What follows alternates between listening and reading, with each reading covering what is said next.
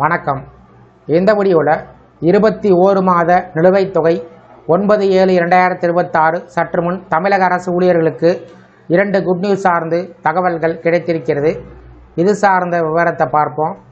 இந்த வீடியோவை தொடர்ந்து பார்க்குறதுக்கு முன்னாடி நம்ம சேனலை இதுவரைக்கும் சப்ஸ்கிரைப் பண்ணாதவங்க இந்த வீடியோக்கு கீழே இருக்க ரெட் கலர் சப்ஸ்கிரைப் பட்டன் அழுத்தி சப்ஸ்கிரைப் பண்ணிக்கோங்க. அப்படியே பக்கத்தில் இருக்கக்கூடிய நோட்டிஃபிகேஷன் பெல் சிம்பளையும் ப்ரெஸ் பண்ணுங்கள். தமிழ்நாடு அரசு ஊழியர்கள் ஆசிரியர்கள் நீண்ட காலமாக இருந்து வந்த கோரிக்கைகள் தற்போது மீண்டும் அரசியல் மற்றும் நிர்வாக வட்டாரத்தில் பெரும் கவனத்தை ஈர்த்திருக்கிறது.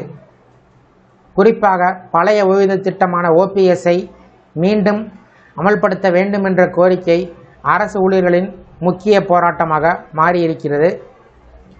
இந்த நிலையில் ஜாக்டோ பேரமைப்பு தனது 10 முக்கிய கோரிக்கைகளை புதிய தமிழக அரசின் கவனத்திற்கு கொண்டு வந்து அவற்றை உடனடியாக நிறைவேற்ற வேண்டும் என்று வலியுறுத்தியிருக்கிறது. கடந்த 2021ஆம் ஆண்டு தேர்தலில் ஓபிஎஸ் திட்டத்தை மீண்டும் கொண்டு வருவோம் என்று திமுக கொடுத்த வாக்குறுதி நிறைவேறாத நிலையில் அதற்கு மாற்றாக டாப்ஸ் திட்டம் அறிவிக்கப்பட்டது அரசு ஊழியரிடம் அதிருப்தி ஏற்படுத்தியது.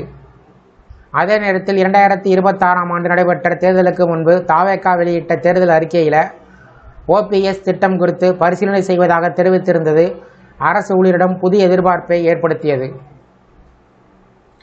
இந்த நிலையில் புதிய முதலமைச்சராக பொறுப்பேற்றுள்ள தமிழக வெற்றிக் கழக தலைவர் ஜோசப் விஜய் அவர்களுக்கு வாழ்த்து தெரிவித்துள்ள ஜாக்டோ பேரமைப்பு தங்களது கோரிக்கைகளை விரைவில் நிறைவேற்ற வேண்டும் என்று கேட்டுக்கொண்டது. குறிப்பாக 1/4/2003க்கு பிறகு பணியில் சேர்ந்தவர்கள் பழைய ஓய்வூதிய திட்டத்தை மீண்டும் அமல்படுத்த வேண்டும் என்பது முக்கிய கோரிக்கை. அதேபோல டெட் தேர்வு தொடர்பாக 2010க்கு முன்பு நியமனம் செய்யப்பட்ட ஆசிரியர்களுக்கு பாதுகாப்புகள் வழங்க வேண்டும் என்றும் அவர்கள் வலியுறுத்தினர். இடைநிலை ஆசிரியர்கள், முதுநிலை ஆசிரியர்கள், தலைமை ஆசிரியர்கள் மற்றும் உடற்கல்வி ஆசிரியர்களுக்கு மத்திய அரசுக்கு இணையான ஊதியம் வழங்கப்பட வேண்டும் என்றும் கூறப்பட்டுள்ளது. மேலும் பல்வேறு துறைகளில் நிலவக்கூடிய ஊதிய முரண்பாடுகள் களையப்பட வேண்டும். கல்லூரி பேராசிரியர்களுக்கான CAS ஊக்க ஊதிய உயர்வு வழங்கப்பட வேண்டும். காலி பணியிடங்கள் நிரப்பப்பட வேண்டும். தொகுப்பூதியத்தில் பணிபுரிவோருக்கு நிரந்தர பணி வழங்கப்பட வேண்டும் என்ற கோரிக்கைகளும் இடம்பெற்றிருக்கிறது. அதிலும் முக்கியமாக 21 மாத ஊதிய மாற்ற நிலுவைத் தொகையினை உடனடியாக வழங்க வேண்டும் என்ற கோரிக்கை அரசு ஊழியரிடம் மிகப்பெரிய எதிர்பார்ப்பை ஏற்படுத்தியிருக்கிறது. 2002 முதல் 2010 வரை தொகுப்பூதியத்தில் பணியில் சேர்ந்த ஆசிரியர்கள் மற்றும் அரசு ஊழியர்களின் பணிக்காலத்தை முழுமையாக கணக்கில் கொண்டு ஊதியம் வழங்கப்பட வேண்டும் என்றும் வலியுறுத்தப்பட்டுள்ளது. சாலை பணியாளர்களின் 41 மாத பணி நீக்க காலத்தையும் முறைப்படுத்த வேண்டும் என்றும் கோரப்பட்டுள்ளது.